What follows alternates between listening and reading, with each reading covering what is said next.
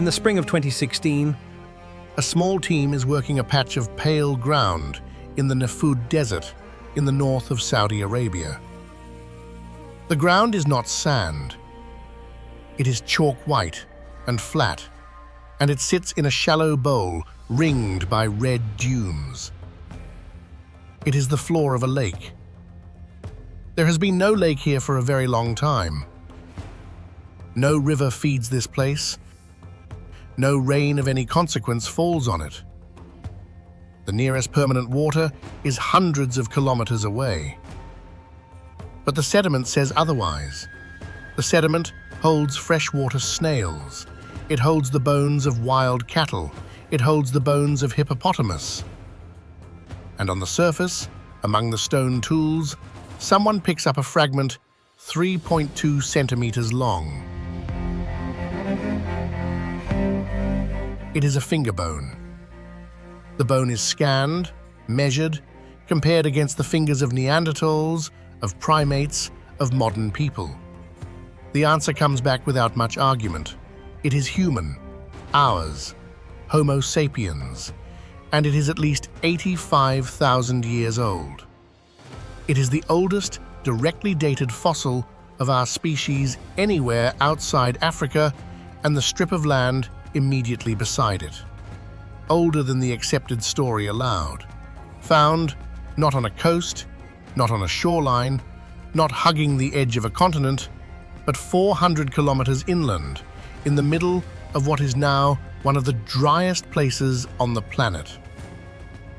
Which leaves one question standing in the middle of the desert, where the lake used to be.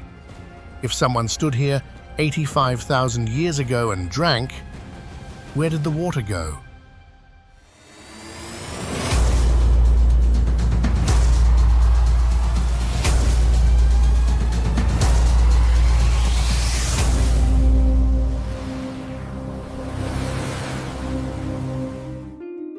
This is Saudi Arabia. 2.1 million square kilometers, the 13th largest country on Earth, 4 times the size of France, and in all of it, not one permanent river, not one natural lake, not one stream that runs from one year into the next. Most of the world knows this country by 2 things: sand and oil. Both are true, neither is old. Because the desert is not the original condition of Arabia, it is the current one.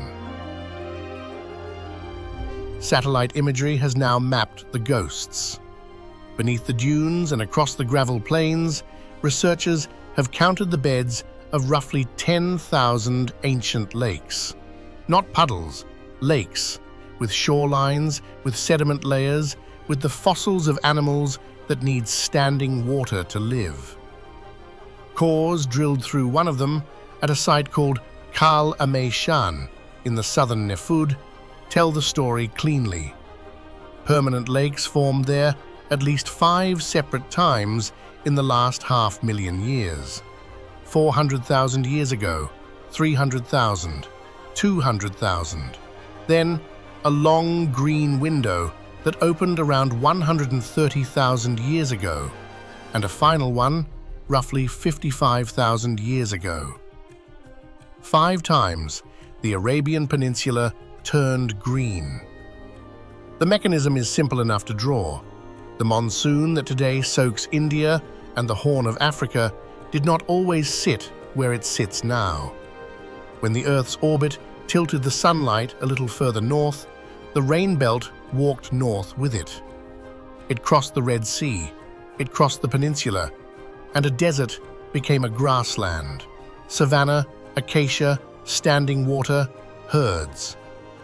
Each of those green windows lasted a few thousand years.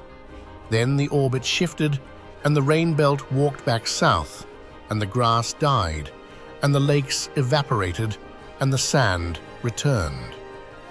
Remember where the rain went, it matters later. In 2017, at another dried lakebed in the same desert, a place called Al-Athar, researchers found something even more direct than a bone. Footprints. pressed into the mud of the ancient shore and then baked, buried, and preserved for 120,000 years. Some belong to elephants, some to wild camels, some to buffalo, and 7 of them belong to people, standing at the water, almost certainly drinking. The archaeologist Michael Petralia, who has spent much of his career walking these lakebeds, put the argument plainly. For a century, Arabia was written into the human story as a corridor, a place our ancestors passed through on their way somewhere better. The evidence now says something different. They did not pass through Arabia, they lived here, repeatedly, every time it rained. So the hippos were real, the lakes were real, the grassland was real, and then it went. What we call Saudi Arabia today is what was left behind when the water walked south. And everything that happened here afterwards is, in one way or another, the story of what people did about that. Which brings us to the animal that arrived when the hippo left. The dromedary is not a survivor of the desert, it is a machine built for it. A camel can lose a quarter of its body weight in water and keep walking. Its blood cells are oval, not round, so that they keep flowing when the blood thickens. It does not sweat until its body temperature has climbed 6 degrees, which means it simply banks the heat of the day and radiates it back into the cold of the night. The hump is fat, not water. Insulation stacked on the top surface where the sun hits, leaving the flanks bare to shed warmth. Then it finds a well and drinks 100 liters in 10 minutes, and its red blood cells swell without bursting, and it is ready to do it again. Camels were domesticated on this peninsula around 3,000 years ago. Everything that came afterwards, the incense caravans, the trade cities, the pilgrim roads, the borders, was carried on their backs. Without them, the interior of Arabia is not a difficult place to cross. It is an impossible one. Keep the camel in mind too. Someone will spend 2 weeks carving one into a cliff, and we will get to why. In the south of the country lies the largest continuous body of sand on Earth, the Rub al-Khali, the empty quarter. 650,000 square kilometers, larger than France, and roughly 3/4 of it inside Saudi borders. Dunes that rise 250 meters, which is to say taller than most cathedrals, and which move. Summer temperatures above 55 degrees, rainfall under 50 millimeters a year, and in some years, none at all. It is called the empty quarter because a quarter of the peninsula is what it takes up, and because almost nobody lives in it.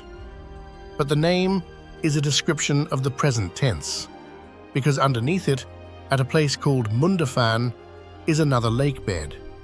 Middle Paleolithic tools, Neolithic hunting points, and around the old shoreline, the bones of hippopotamus and water buffalo, animals that cannot exist without deep, permanent, standing fresh water. Beneath the largest sand sea in the world, there are the remains of a wetland. In 1946, an Englishman named Wilfred Thesiger set out to cross it. He was not the first European to do so, and he knew it.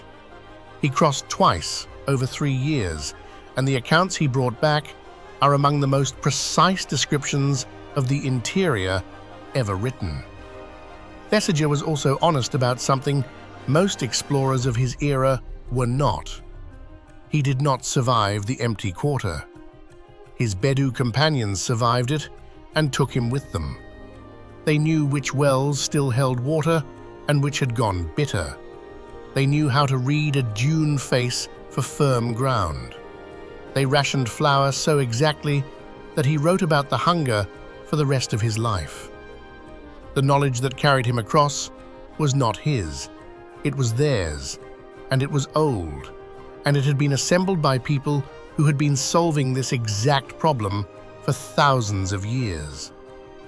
On the western edge of that sand sea is a reserve called Uruk Bani Ma'arid, 12,500 square kilometers, unfenced. In 2023, it became the first natural World Heritage Site in Saudi Arabia. It exists for an animal that was not here 50 years ago. The Arabian oryx is a white antelope with two long, nearly straight horns. Seen from the side, at distance, in heat shimmer, the two horns converge into one, which is very probably where the unicorn came from. It is built like the camel in miniature. It can raise its body temperature to bank the heat. It can find grazing by walking toward rain it has detected from tens of kilometers away. It gets almost all its water from plants and dew, and it can go months without drinking.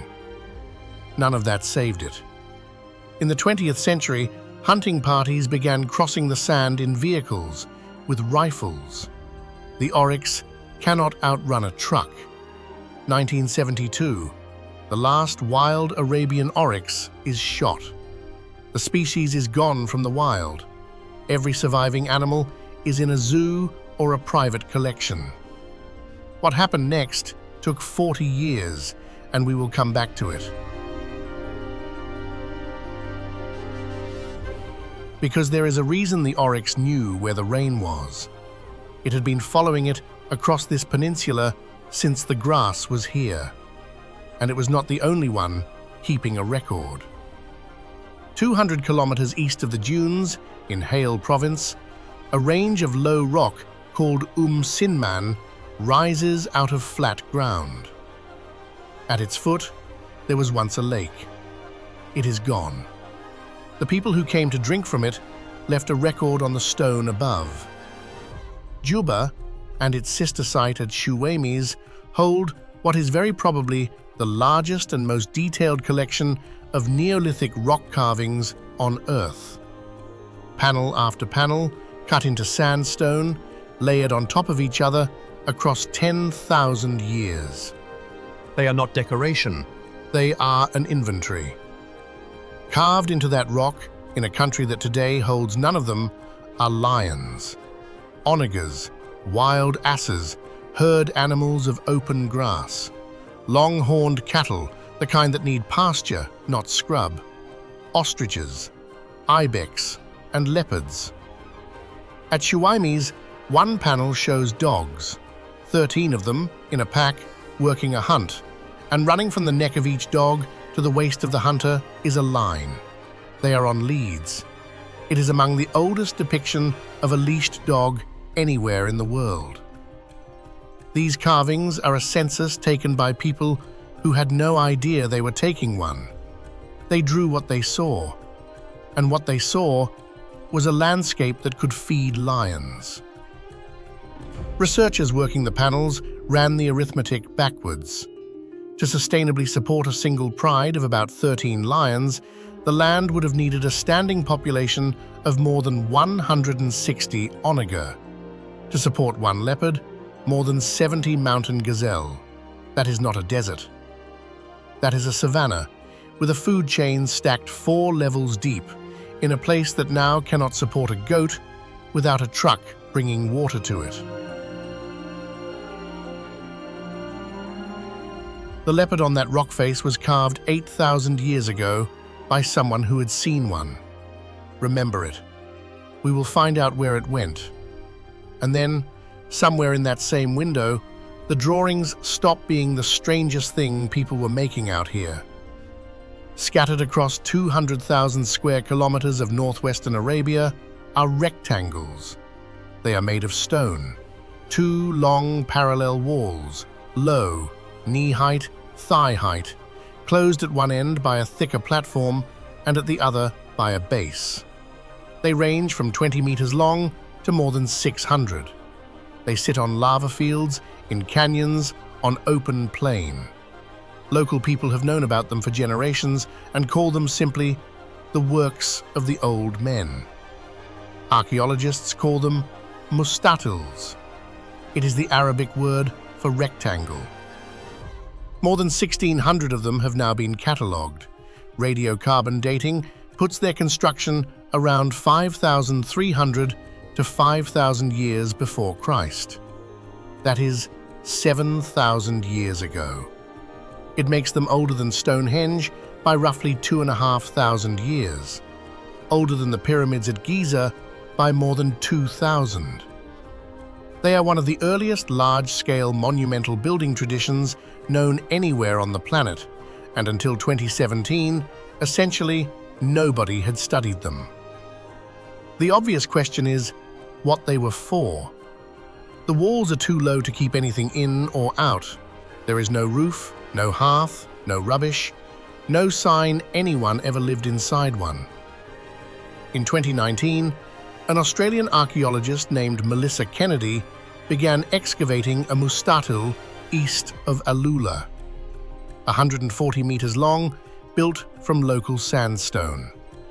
In the thick platform at its head, her team found a chamber. Inside the chamber stood an upright stone, a beetle. In the religions of ancient Arabia, a standing stone understood to be the dwelling place of a god. And packed around its base were 260 fragments of skull and horn. Domestic cattle mostly, goats, gazelle. Only the horns and the upper cranium, the part of the animal that carries its face. Selected, carried in, and laid at the foot of the stone, then covered. Then at some later date, someone came back and did it again. Buried in the same structure, an adult man. So, 7,000 years ago, groups of people who owned cattle walked out into a landscape and built enormous rectangles of stone, and inside them laid down the heads of the animals they depended on at the foot of a god. Not once, repeatedly, across an area the size of Britain, in a style so consistent that whoever was doing it was sharing an idea across enormous distances. And here is the part that is difficult to look away from. Mustatils cluster near wadis, the dry channels that fill only when it rains. They cluster near playas, the flat pans that briefly become lakes. They were built in the final centuries of the Holocene humid period, which is to say, they were built by cattle herders on the edge of standing water at exactly the moment the standing water was beginning to fail. We cannot read their language. They did not have one that survives. But we can read the geology, and we can read the bones, and the sequence is this. The rain slows, the grass thins, the herds begin to die, and people respond by walking out to the edge of the drying lake, building something vast and giving the god the heads of their cattle. Nobody knows if they were asking for rain, but there is nothing else out there to ask for. At a site in Al Juf, in the far north, the same period produced something else again. 3 rocky spurs carved in high relief with life-sized animals, about a dozen camels, 2 or 3 equids, donkeys or mules or horses, not scratched, sculpted, carved out from the rock so that the animals stand proud of the surface, layered 2 and 3 deep. The archaeologist Maria Guanyin, who dated the site, worked out how it was done. The carvers used chisels of chert, a stone that does not occur locally. It was carried in from at least 15 kilometers away. They needed scaffolding to reach the upper panels. Each animal took between 10 and 15 days of work. And some of the camels are carved with swollen necks and rounded bellies, the specific physical condition of a camel in the mating season. So it was seasonal, it was timed. Somebody in the 6th millennium before Christ climbed onto a wooden platform in a landscape that was drying out beneath them, and spent a fortnight carving, at full scale, an animal that had just arrived on the peninsula and would carry every human being on it for the next 7,000 years. That is the camel we started with. The rain went south, the camel came north, and people kept building. Which brings us to the valley where all of it converges. Alula sits in the northwest, a green seam of palm and water cut through red sandstone. For 3,000 years, it was one of the most important addresses in Arabia because the incense road ran straight through it. Frankincense and myrrh grew in the south of the peninsula, and the world wanted them. Rome burned frankincense by the ton. The caravans that carried it north to the Mediterranean could not cross the interior. They had to move along a chain of oases, and Alula was one of the essential links. The first kingdom to hold it was Dedan, and after it, Lyhian, from around the 9th century before Christ.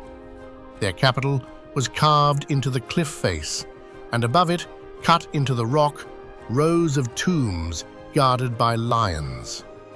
Not stylized lions, muscled, watchful, and unmistakably drawn from life by people whose grandparents' could still remember what a lion sounded like at night. Nearby is a canyon called Jabal Ikma. The walls are covered in writing, hundreds of inscriptions cut over centuries by traders, pilgrims, herders, kings. Dadanitic, Mannaic, Thamudic, Nabataean, Greek, Latin. It has been called an open-air library, and the description is close to literal. This is the crossroads recorded in its own hand, the point where the languages of 3 continents rubbed against one another and left the marks on the stone. And then the Nabataeans came south. The same people who cut Petra out of a mountain in Jordan built their second capital here and called it Hegra. More than 110 monumental tombs carved directly into freestanding sandstone outcrops that rise from open desert like ships. 94 of the facades are decorated. Egyptian cornices sit above Hellenistic columns, eagles with individually carved feathers, winged lions, griffins, sphinxes, serpents. The inscriptions above the doors are legal documents. This tomb belongs to this family, and here is the fine you will pay if you bury a stranger in it. The most photographed of them, Qasr al-Farid, stands entirely alone on the plain, 4 columns instead of the usual 2, and it was never finished. The carvers worked from the top down. You can see exactly where they stopped. Hegra was abandoned before Islam. It was not resettled. The dry air did the rest, and so what survives is not a ruin so much as an interruption. But the tombs are not the achievement. Anyone with enough labor can carve a tomb. The achievement is underneath them. The Nabataeans built this city in a place with no river, and they fed it. They sank more than 130 wells into rock.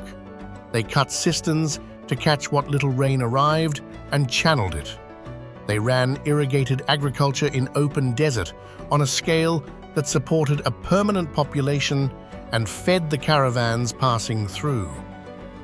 The site's excavation director, the archaeologist Layla Neme, has spent decades reading what they left. And the extraordinary thing about the wells is not that they were clever. It is that some of them still work. 2,000 years on, in a country with no rivers, water rises into stone shafts cut by people who worshipped a god they called Dushara, which raises a question worth holding on to. If there is no river and almost no rain, what exactly are those wells drinking? The answer is on the other side of the country, and it is the largest oasis on Earth. Al-Asa lies in the east, 60 kilometers inland from the Gulf, with the empty quarter pressing on it from the south. 2.5 million date palms, 85 square kilometers of green in a landscape that has no business being green. It is fed by more than 280 artesian springs. Artesian means the water arrives under its own pressure. It does not have to be lifted.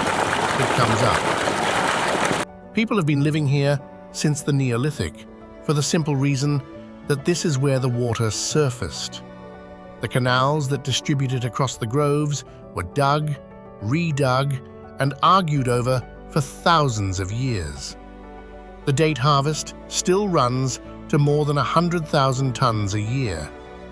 At the edge of the palms stands Jabal al-Kara, a limestone mesa split by narrow canyons, carved by wind and by water that no longer falls.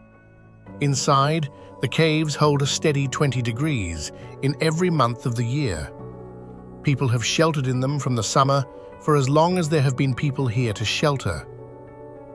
So where is it coming from? Two places, and the difference between them is the whole story. Some of it is shallow. Rain that falls on the western highlands seeps into rock, travels slowly downhill through porous sandstone, and surfaces in the east. It is a small budget, and it is a renewing one. It refills. That is what the Nabataeans found, and it is why their wells at Hegra still hold. And some of it is not. Beneath the sand, at depths between 100 and 1,500 meters, lie beds of sandstone and limestone hundreds of meters thick. They are saturated, and the water inside them is old. It is rain that fell during the green windows. It fell on grassland, drained through the ground, and stopped. It has been sitting there, in the dark, since before the last lakes evaporated. Hydrologists call it fossil water. It does not refill. There is no mechanism to refill it because the rain that made it does not fall here anymore. Hold that thought. It is the one this whole country turns on. On the Red Sea coast, the water is a different problem because there is too much of it and none of it is drinkable. Jeddah has been the sea gate of Arabia for 14 centuries. Pilgrims arrived here by ship, disembarked, and turned inland. Merchants came in the other direction with pepper, silk, and porcelain. And they built the old town, Al-Balad, out of the only building material available in quantity. They quarried the reef. The houses of Al-Balad are made of coral limestone, cut in blocks from the fossil reefs of the Red Sea coast and stacked with timber laid in horizontal courses to hold them square. Coral stone is full of holes.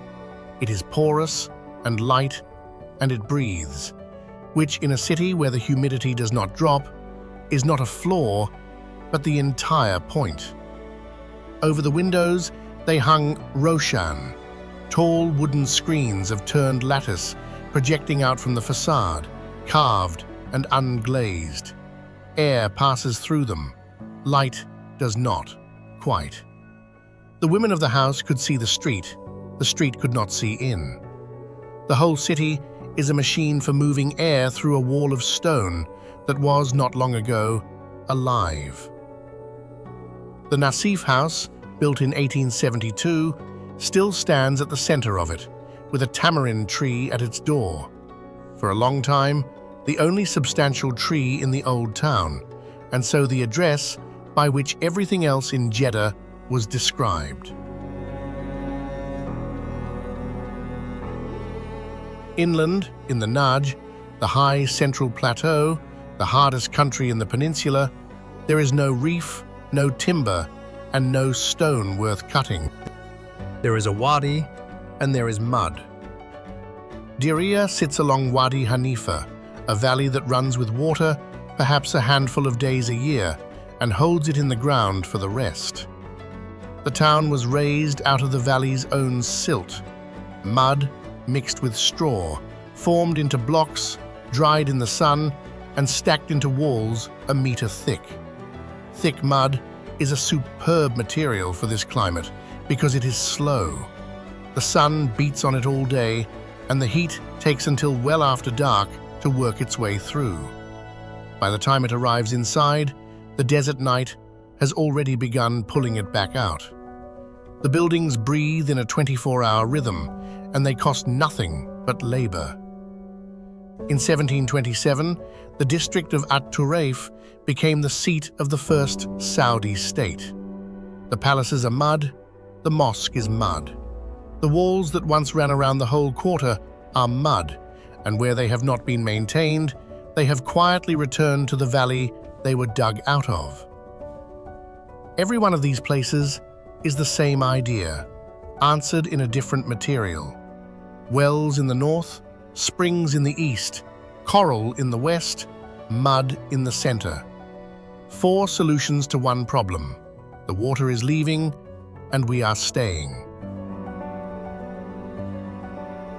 Except in one corner of the country, where it never left.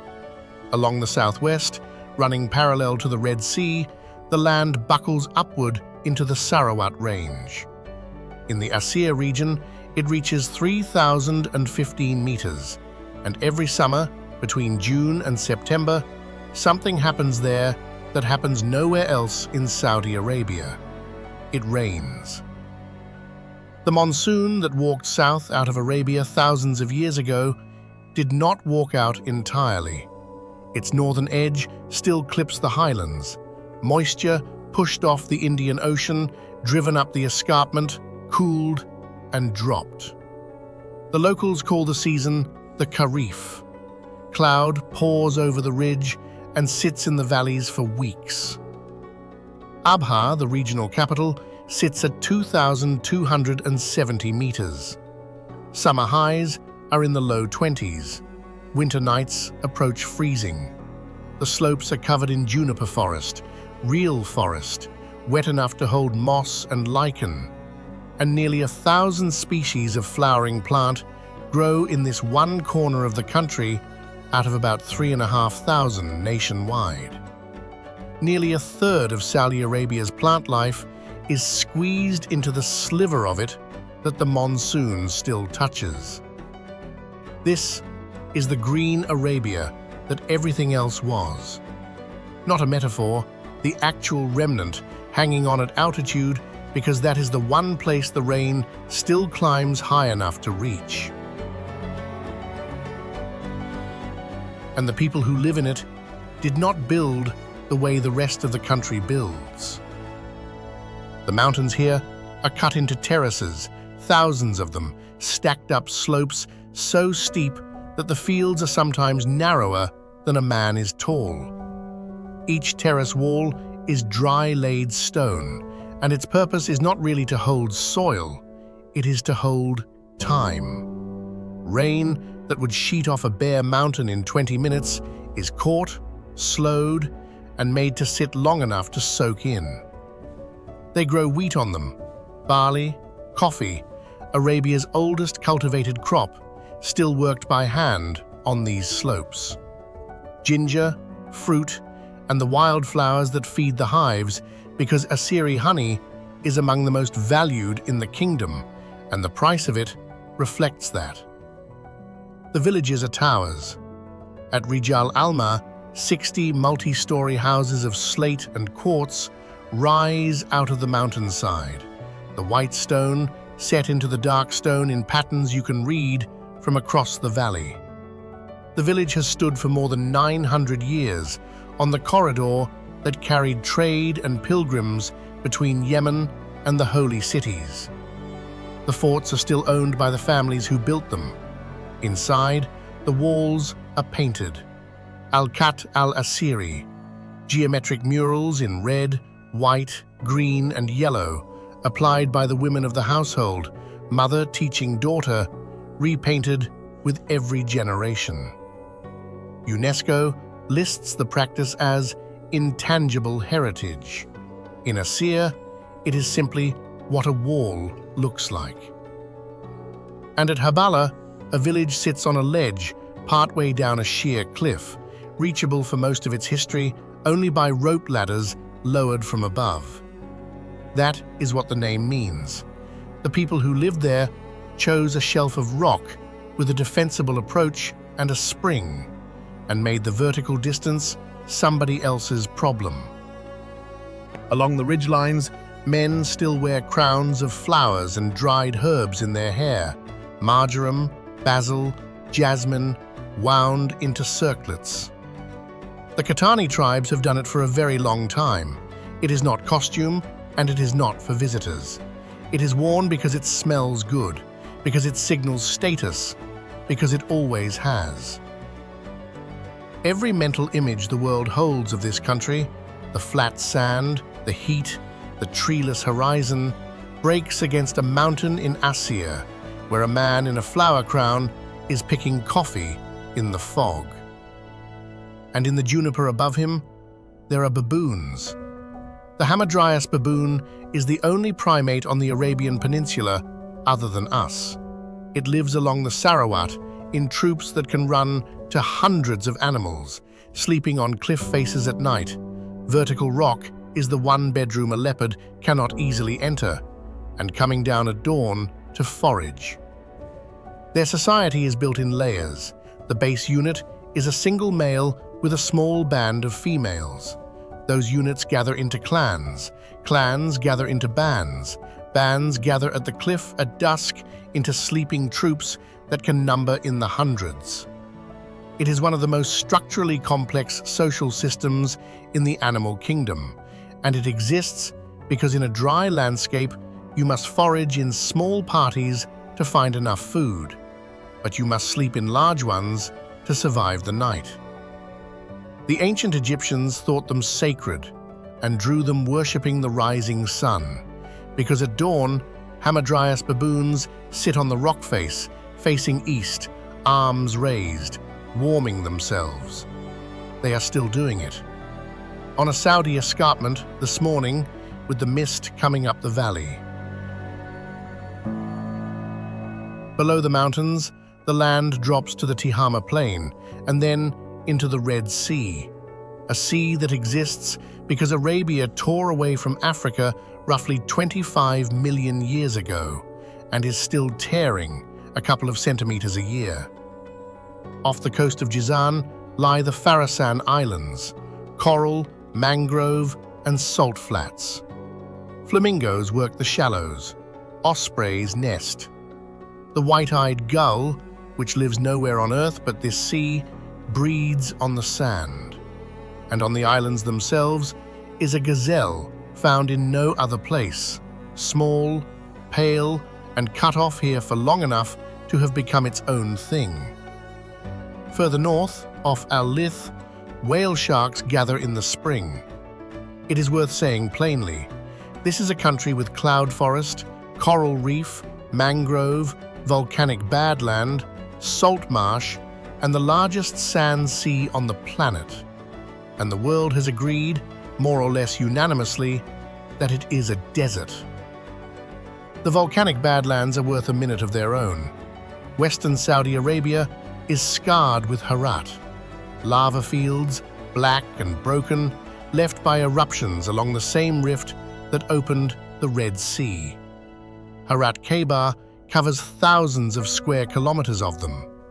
In the middle of the black rises Jabal al-Baida, a volcanic cone of pale, almost white ash, standing in a plain of dark basalt, like something dropped there.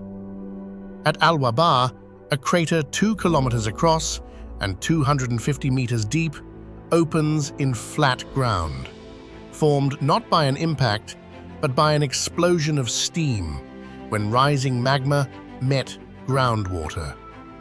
The floor is a white pan of sodium phosphate crystals.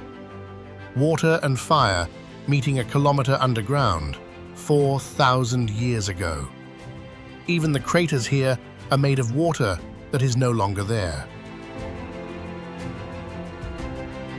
fill in the rest of the map quickly because the shape of the country is the argument. At Taif, on the escarpment above Mecca, roses are grown on terraces and distilled at dawn, when the oil is still in the petal. In Najran, near the Yemeni border, the ruins of Al-Ukhdud carry South Arabian script cut into stone 2,000 years ago. In Alula, a single outcrop of sandstone has been carved by wind into the shape of an elephant, trunk down, and it needed no help from anybody. And running the length of the west is the reason every road in Arabia bends toward the coast. The pilgrim routes to Mecca and Medina have carried people across this peninsula for 1,400 years, first on camels, then along the Hijaz Railway, and now by motorway and airport. The oases along those roads did not become important by accident. They became important because they had water and because millions of people needed to drink on the way. In 2021, a road opened straight across the empty quarter for the first time, 700 kilometers from Al-Asa into Oman. The last blank space on the map of the peninsula now has a hard shoulder.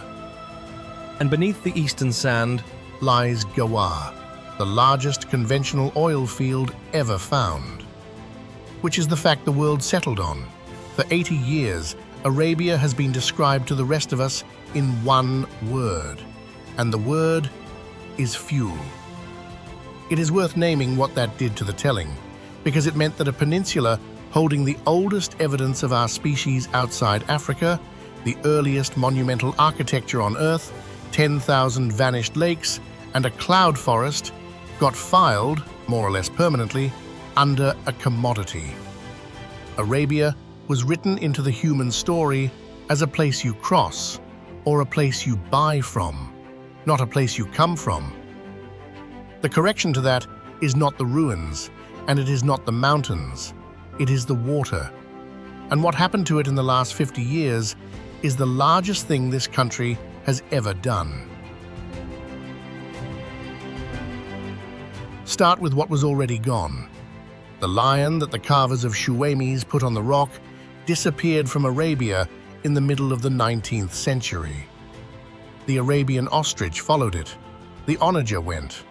The Asiatic cheetah held on in the north until 1973, when the last of them were killed near Ha'il. The oryx was shot off the sand by 1972. Every animal on those Neolithic panels that needed open grass and open water is now either extinct here or hanging on in a fenced reserve or waiting in a breeding pen.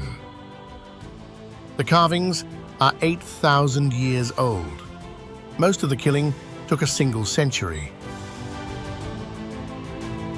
One creature on that landscape did not need to be saved. The desert locust spends most of its life as a shy green insect that avoids other locusts. In this phase, it is solitary, harmless, and almost invisible. Then it rains. Rain softens the sand enough for the females to lay and greens enough vegetation to feed what hatches. The young crowd together on the shrinking patches of green, and crowding changes them. Contact between their hind legs triggers a surge of serotonin, and within hours, the insect begins to transform. Its body darkens to yellow and black, its brain grows, its metabolism accelerates, and it stops avoiding its own kind and starts seeking it out. A solitary insect becomes a swarm animal, not by breeding into one, by becoming one. A swarm can cover hundreds of square kilometers and contain tens of millions of insects per square kilometer. It eats its own body weight every day. It moves with the wind, and the wind, in Arabia, moves toward the crops. The locust is the desert's honest witness. It appears when the rain comes and vanishes when the rain stops, and it has been doing exactly that here since long before there was anyone to write it down. It is the one animal in this country that never had to adapt to the water leaving. It simply waits. And so finally, to the north, to a flat basin near the Jordanian border called Wadi as-Sirhan. In 1986, a Landsat satellite photographs it. The image shows nothing. Gravel, sand, a few dry channels. Nothing lives there and nothing grows there. Beneath it, at that moment, lies one of the largest bodies of unexploited fresh water in the world. The numbers were always vague because nobody could measure a lake they could not see. But the estimates for the fossil aquifers under Saudi Arabia ran to hundreds of billions of cubic meters. Some assessments put it as high as 500 billion. That is not a metaphorical lake. That is a real one, laid down horizontally through sandstone, sitting between 100 and 1,500 meters beneath the surface. And it is the same water. The rain of the green windows, the rain that made the grass, that fed the cattle whose skulls Melissa Kennedy found stacked around a standing stone. The rain that filled the lake at Alathar, where 7 people left their footprints in the mud. The rain that filled the lake at Al-Wusta, where a hippopotamus died, and someone dropped a finger bone into the sediment beside it. It did not evaporate. It went down, and it waited. In the 1970s, the government began to map it, and then to reach it. Drilling rigs went in, landowners were given the water free, and the fuel to pump it free, and a guaranteed price for what they grew that ran several times above the world market. The technology was already off the shelf. Center pivot irrigation, a long arm of sprinklers rotating around a central well, drawing a green circle roughly a kilometer wide out of bare gravel. They grew wheat. By the 1990s, Saudi Arabia, a country with no rivers, no lakes, and under 100 millimeters of rain a year, was not merely feeding itself. It was one of the largest wheat exporters on the planet. Grain grown in the Nefud, shipped out through the Gulf, sold to countries with rain. At its peak, the extraction ran to something like 21 billion cubic meters a year. 21 billion cubic meters out of a body of water that had taken tens of thousands of years to accumulate and which had precisely no mechanism for accumulating any more. The circles spread. Look at Wadi as-Sirhan on a satellite image from 2016, and the desert is covered in them. Hundreds of green discs, geometric, immaculate, each one a well. And look closer, and some of them are brown. When a circle browns, it means the water beneath it has been drawn down past the point where lifting it makes sense. The pivot stops. The rig moves. A new circle appears somewhere else, and the old one begins to be reclaimed by the sand it was cut out of. By the middle of the 2000s, the arithmetic was no longer avoidable. Estimates suggest that around 2/3 of the fossil water beneath this country has been pumped out since the 1980s. Not since the beginning of the country, not since oil, since the 1980s. In 2008, the government began phasing out domestic wheat. In 2016, it ended the program entirely. The kingdom now imports the grain it once exported, and the cities drink from the sea instead. Desalination plants stripping salt out of the Gulf and the Red Sea at an energy cost that only a country sitting on the world's cheapest oil could carry. Which means the water in a tap in Riyadh is now bought, in effect, with the other resource that does not come back. Here is what it comes to. For roughly 40 years, in a landscape whose rain walked south 100,000 years ago, this country reached down and drank the last of the rain that was left. The lake that the hippos swam in. The lake that a hunter drank from at Alathar and left 7 footprints in the mud.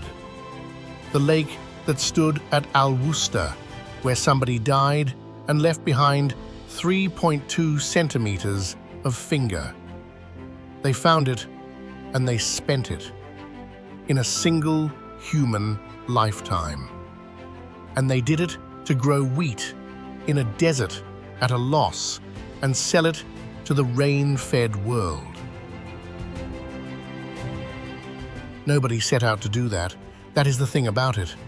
The wells were dug to make the country independent of anyone who might one day decide not to sell it food. The subsidies were paid to keep farmers on land their families had held for centuries.